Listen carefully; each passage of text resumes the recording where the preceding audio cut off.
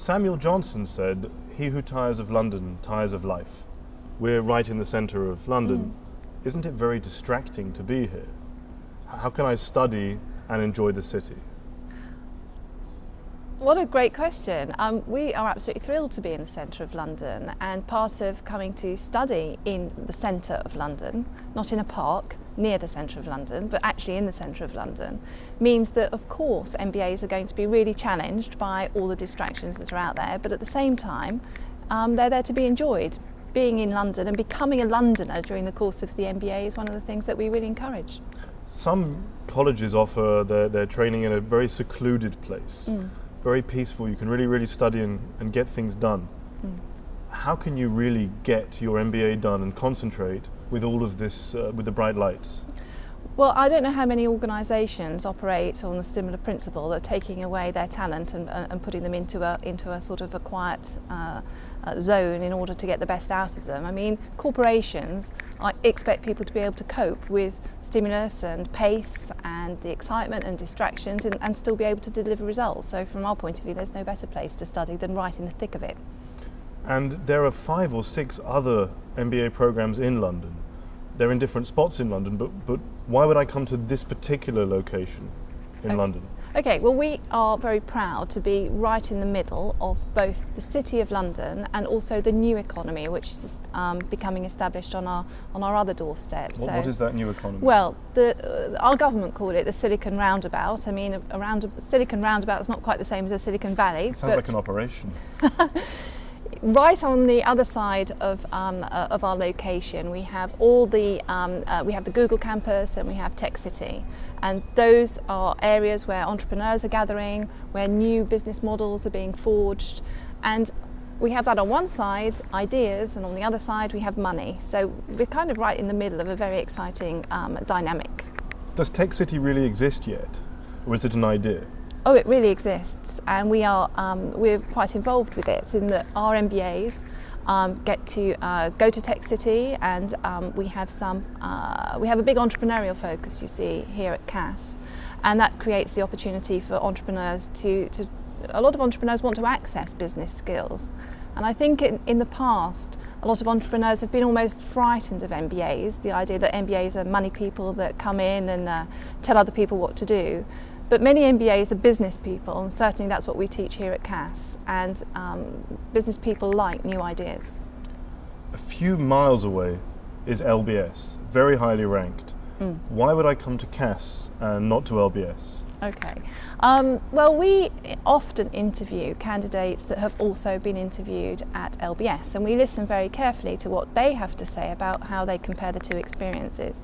Now, there's no doubt that LBS is an extremely strong brand, a very large program, and we are smaller than them, and we do things differently as a result. And I'm from the marketing faculty here at CAS, and I like to take the marketing adage to say, when you're number 2, you do try harder.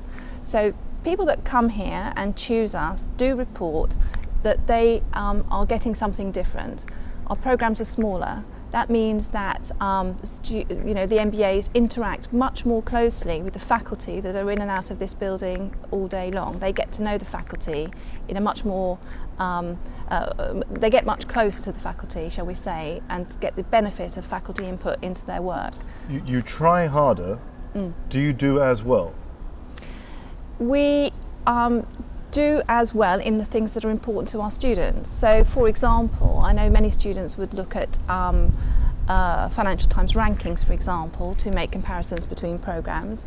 One of the dimensions in which we do extremely well and we're very proud of is in career progression. So that's taking the view that MBAs are looking not necessarily for an instant return on their MBA, but for a set of opportunities that are going to last much longer than the immediate first job out of their MBA program. And the results from the MBA Financial Times rankings say that we are better than LBS in providing people with the tools and opportunities that are going to allow them to really progress. A skeptic might say about career progression that you could skew the ranking by having a lower benchmark at the beginning.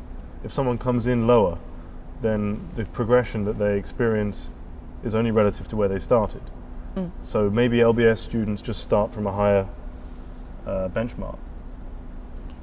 I don't really understand what career progression is. Okay, so career progression is an item reported by candidates in which they evaluate whether they feel that they have achieved their career goals effectively. That's what the students are reporting on. So, okay, you could say if it's all about earnings, then the great strategy for our business school program is to recruit students on low salaries and try to place them in positions, or encourage them to go into positions in a location like this, the City of London. We find it we're not going to be able to do that, because actually many of the students that come to study here are already from the City of London and are starting therefore on relatively higher salaries than they might otherwise have, that we might otherwise sort of be able to select on, shall we say, if that was our game. Are CAS full-time MBA students older? They've had typically 9 years of experience. No. 7 years? No, we look for at least 3 years. The average age of our MBA students on the full-time programme at the moment is 29. That's pretty old.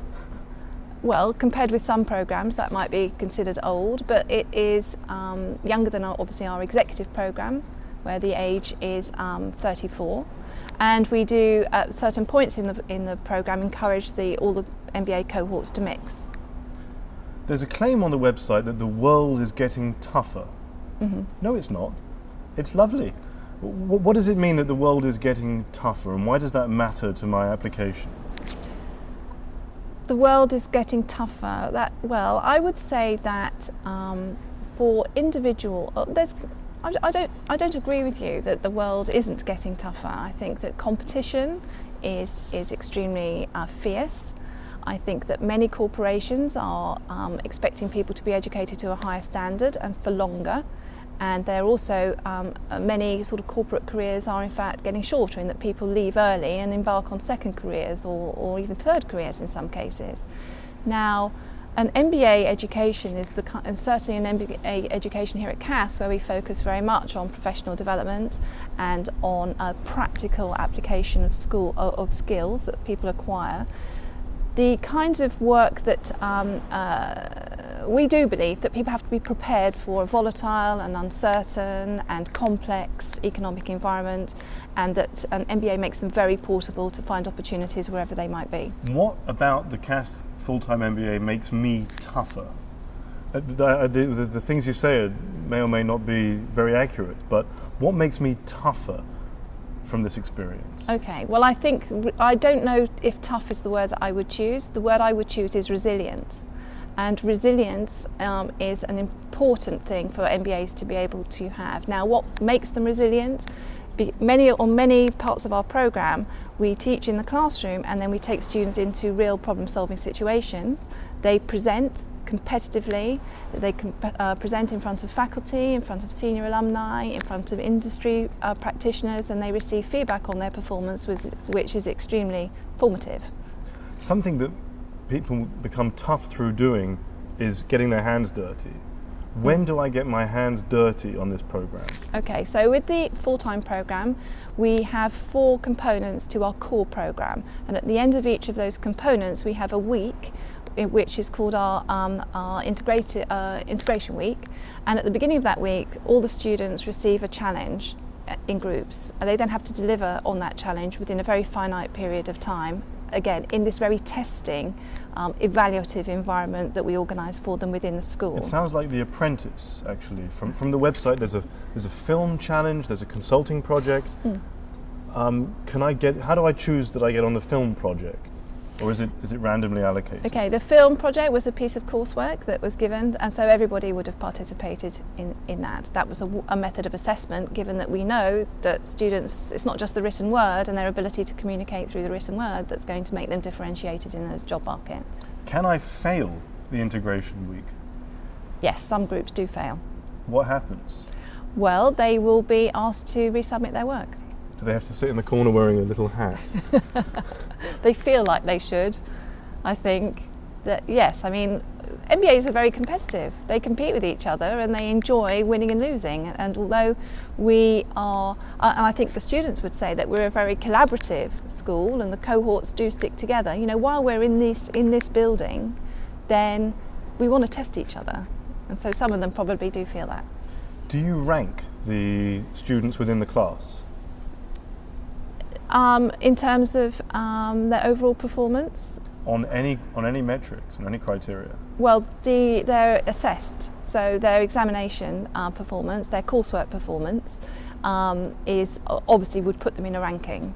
And then, but we don't publish the ranking. What we always publish is on the, if you were to submit a piece of coursework, you'd know what your coursework mark was, you'd know what the highest mark was, you'd know what the average was, you'd know what the lowest was. So you would be able to assess your position. I want to tell others. my new employer that I was the best in the class. Am I going to be able to do that? Will I get backup for that? Can I prove that I'm the best? Well, we have, when people graduate, they can graduate with the distinction, they can graduate with a merit, they can graduate with a pass on their MBA. That would select the, that would be the evidence that people had really succeeded throughout all of the components of the MBA. The Emerging Markets Week, it's only in Europe, right? Well, the Emerging Markets Week varies depending on the MBA programme. Now, at the moment, the full-time programme go to Eastern Europe to do their Emerging Markets Week, but that's under review at the moment, because I do feel that actually the economy in which they go to do their Emerging Market Week is actually has emerged. Yes, it's not that emerging anymore. No.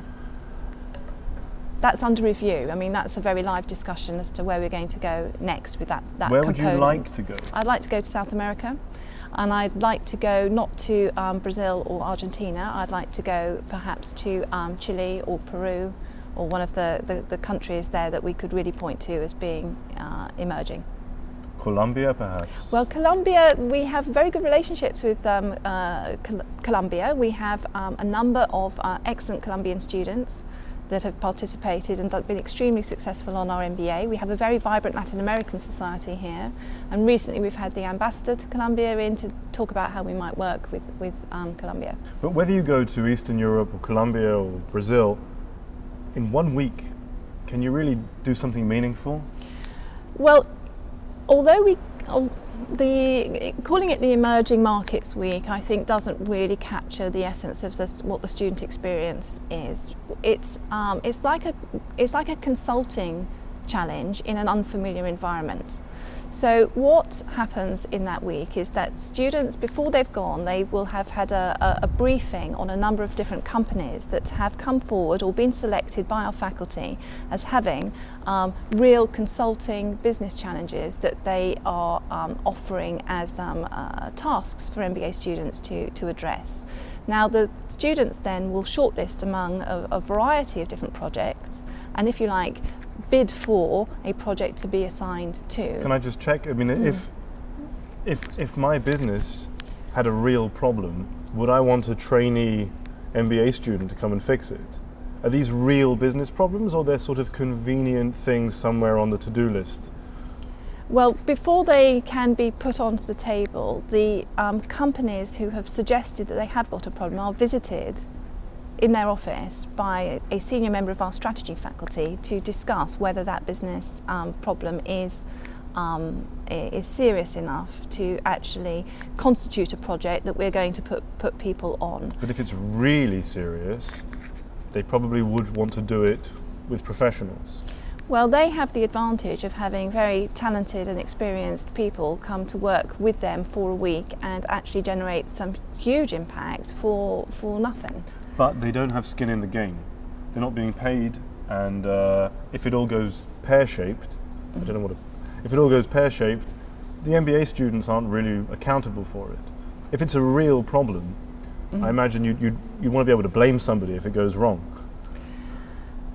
Well, the fact is that many of the companies that we work with come back year in, year out, and that is, I think, demonstrates that they feel they're getting value from the process. Can you give an example of one of these repeat relationships? Okay, so there's a company called MCX which is a Polish group, and they have a diverse portfolio of projects, and we have worked with them over several years. And what sort are they? Problems in accounting or finance? Are they problems in? Well, there have been a variety of different problems, but the thing that they have in common, shall we say, is that most of their challenges are to do with growth and achieving superior revenue streams and business performance issues. So they are making more money as a result? I believe they are. But they're growing. They're growing and diversifying. But you don't get any of it? Unfortunately not, no. What's the Business Mastery Program?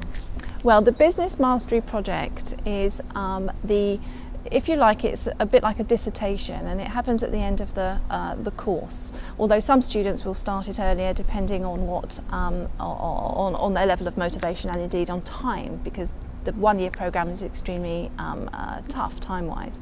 But I always encourage the students to look on this dissertation, which is an academic requirement to complete the course, quite strategically. Is it an opportunity for people to build a network in a new sector in which they're particularly interested? Is it an opportunity for a student to work in an organisation for a period of time to tackle a business problem that's been defined by that organisation? Is it an opportunity for them to do some desk research to establish a new level of expertise that they're now going to use to accelerate their employability? So there are a variety of different approaches that students will take to their Business Mastery Project, and I wouldn't like to say that there's one size fits all, because we're a small program and we speak to each individual student about what they're really looking for their Business Mastery Project to do for them. Now, it still has to obviously meet the academic credentials, because those students are working one-to-one with a member of faculty here to make sure that the performance, the deliverable is of sufficient quality. Does it ever happen that the academic quality maybe isn't quite there, but the application to the mastery project is so good that the candidate gets a job anyway? Oh, well, that would be an idea. The ideal outcome is that students who want to use their business mastery projects to get jobs do so. However, it's not a business project, it's an academic piece of work, and it is always evaluated as such. Now, in practical terms, what that means is sometimes students submit the academic component that they've worked with on with their supervisor as part of the completion, and running alongside that there are additional projects or additional components that are actually part of the work they're delivering, if you like, for their client. But ideally what we want to be able to do is to, of course, ensure the students get what they have set as their objective out of the project, as well as testing them to make sure that they can put their MBA knowledge to work and demonstrate they can solve a problem to a high standard. Does academic really mean anything in a business school? If the objective is to get a job, I'm repeating myself, but the objective is to get a job. I'm coming to school because I want to get a better job when I leave. Do I really care about getting a pass, a merit, or a distinction? Do I care about being academically brilliant? Or do I care about the job? I think you'd have to ask the students that, because the fact is that what we see are students who really do enjoy acquiring the knowledge that they feel is not just about the next job they get. It's the knowledge that's going to allow them to be extremely successful in a variety of jobs that they may not even have anticipated yet. So the academic component is clearly part of that, because it demonstrates that people really do have the depth knowledge to be able to respond to unknown circumstances. There's a project in Vegas. Is that academic? That is that's one of my electives. That's my elective, and we call it the strategic marketing elective because Las Vegas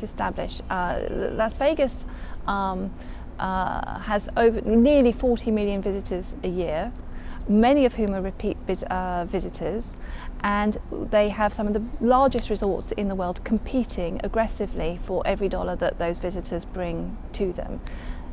Las Vegas is also changing in that most of the dollars that are now spent in Las Vegas are not done so on the gaming table. So it's not about gambling, it's about hospitality, service, and competitive advantage, where you have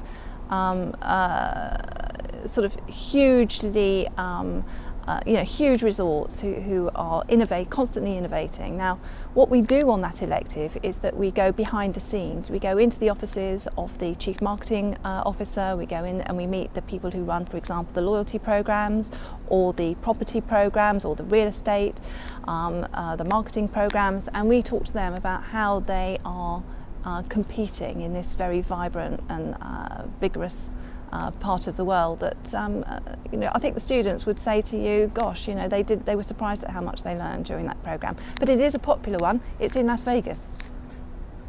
Can you do an Elvis impersonation? Can I? I wouldn't like to try, no, but I did get married myself by Elvis the last time I was in Vegas.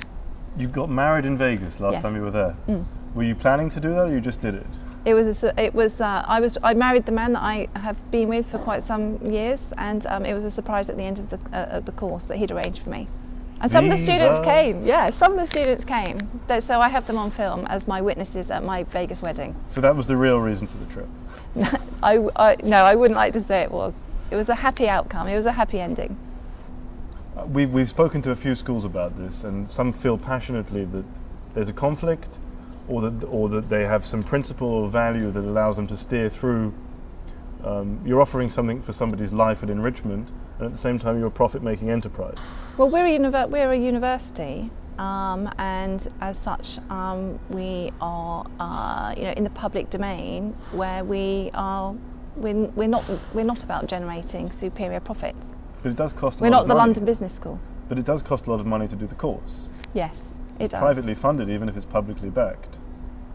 So ask me again. How can you retain educational principles when you have to operate as a business and keep bringing in candidates every year and farming them out to employers? How do you retain an educational identity when you have the pressure to make profit? We have. Well, we're a university, so we are backed by a university. Now, universities are about making sure that they can demonstrate, and believe me, the audit processes which are, universities are subject to are thorough indeed. The audit processes must demonstrate that we are delivering value to our students. Now, it does cost a lot to do an MBA. There's no getting away from that, and that must be the value that's created is demonstrated by the students who go through our program. So if we weren't capable of demonstrating value, we would not be able to attract any applicants, and I think that that speaks for itself, that we do attract applicants who are happy with the results that they get. You're still, I don't know how integrated those, you're in part of the university, but how independent is the business school? The university doesn't bring you applicants. Well, City University is where people would apply to join Cass Business School. So we are very linked to the university. Isn't that just administrative, that relationship? How independent are you? You're in this campus. Who administrates the campus? City University or Cass Business School? Well, we have a dean who is the dean of Cass Business School, but City University has many schools. So we also have a school of arts. We also have a school of engineering. We also have a school of health science. So among the the management process of City University, there are a number of deans that work within the context of the senior executive group that report to our Vice Chancellor. So City University looks across its portfolio of schools, and because it's a university, it's a different structure from some of our neighbours. I'm just wondering if there's anything in that for the applicant. If I go to LBS, it's a completely secluded, privately managed operation. Mm. Is there something tangible, something meaningful that for comes me from that? Being in a university? Yes. Well, I think that there are things. For example, the way in which it might impact our MBA experience, for example, is that we have an incubator, the City University incubator, because we have a lot of, in the School of Informatics, for example, we have a lot of expert digital people who are involved in Tech City. Okay, so that is that is means that we have people within the university structure who have the depth of expertise beyond the business level, because they've come from another school, that are working in a very hands-on way to develop new ideas. Now, what the advantage for an MBA is that an MBA can then work with that group to actually be closer to how products and services might be being developed. Are there specific courses, electives that let me do that? We have an entrepreneurial group here within CAS, and they run an elective, a summer school, which is about trying to get people's entrepreneurial ideas off the page into, they pitch in front of, that probably is a bit more like Dragon's Den rather than The Apprentice. Is that City Sparks? City Sparks, there's London City Incubator is another one. But aside, you see, at CAS, aside from the academic courses, there are lots of other projects and opportunities that come along. So it's not all about what the electives might be. There are other projects that MBAs would get involved in, and probably, City Sparks is one of those. That's not the course, that's the opportunities that come about from being in a big institution like a university. How tailor-made is my MBA?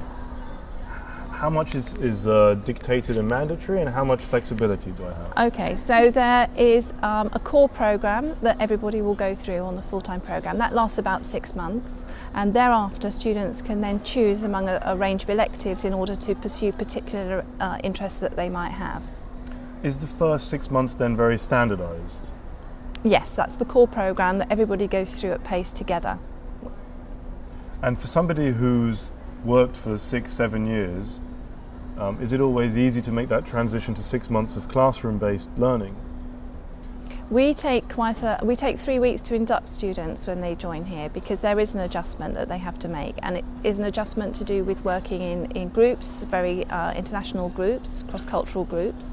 It is an adjustment into subjects which they may not have looked at for a long time, quantitative methods, statistics, that sort of thing, that many students, despite having fantastic careers prior to coming to business school, may not have gone into depth in some of the tools and techniques that they're going to be taught. So in our induction programme, we're working hard to get people up to a point where they are ready to get into the classroom. And then the pace hots up and off they go. Now, students who are in that sort of first 6 months are probably the busiest they're ever going to be on the programme. And funnily enough, actually, because we're in transition right now, what's quite interesting is once students get into their own paths at the point of electives, they kind of miss the pace of all being, with their cohort going on this kind of roller coaster of new skills and knowledge acquisition that the first 6 months have entailed. So there's a bit of a pause when they begin to again follow their own paths that is about integrating them back into the workplace, and we've taken time to get them ready for that pace through our extended induction programme.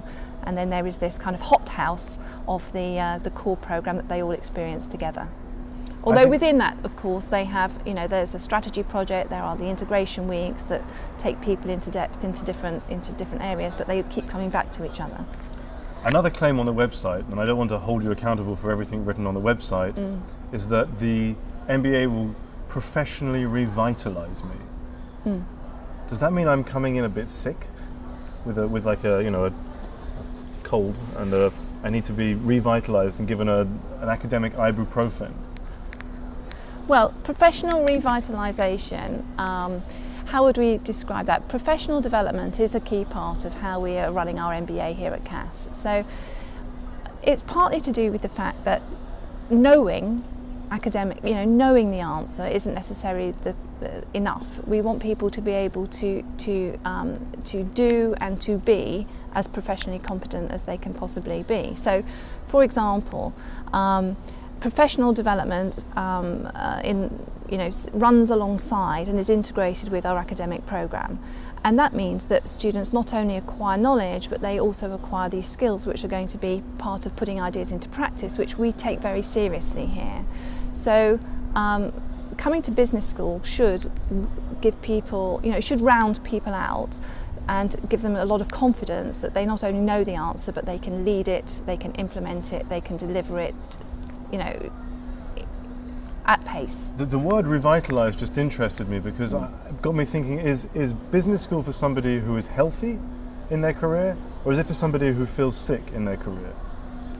People come to business school because they want a change of some sort, and when people are looking for change, they deserve to be supported in whatever dimension that might require. And change, does change mean that I'm not happy then? Or I've got to a limit or a glass ceiling, or there's some block? I wouldn't need to change if I was okay. Well, that's why people come to business school, because they want to change. There's something about the process that our candidates go through where they register that they are not happy with where they are and what future they can see for themselves, when they're making their decision about what school they want to go to. In the real work world, there are quite a lot of girls. Some people say that even as much as half of the workforce, if you believe that. Are there enough girls on the CAS full-time MBA? It varies. It does vary. The year before last we had 50% girls on the course, and this year we have, I think, about 30%. We want girls to join the MBA program. We have scholarships for women to apply, because we value women in the classroom and they make the educational experience better. Doubtless, for all sorts of reasons. But for some quite interesting reasons, in that, for example, when you have more of a 50-50 balance in the classroom, things like case study discussions can actually be significantly improved, in that the range of options that are considered when you have more women in the classroom tends to be broader and is considered for longer and discussed in more depth than when the classroom is dominated by men.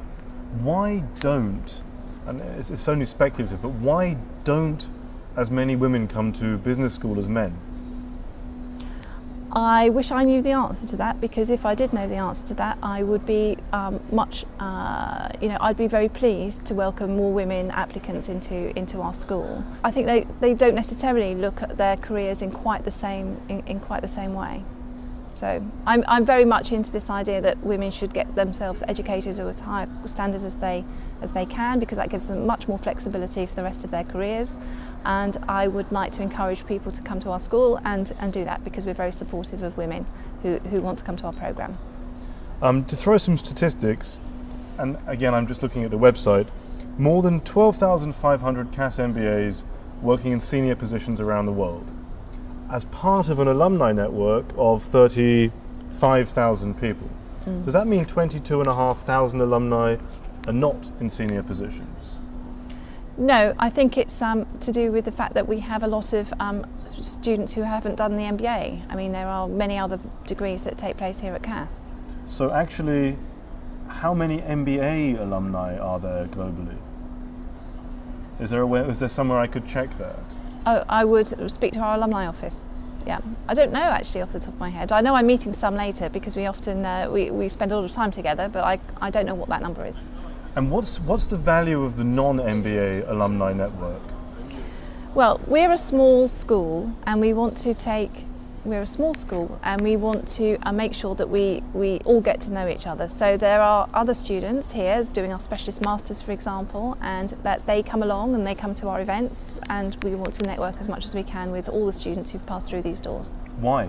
Why is it useful to somebody who's a bit older doing a full-time MBA to network with somebody 5 years younger with an MSc? Because the specialist knowledge that they might have and the opportunity to extend a network here in London is something that might count for them later on. So speculatively? Yeah. That's what a network should. Networks are valuable when they are extensive.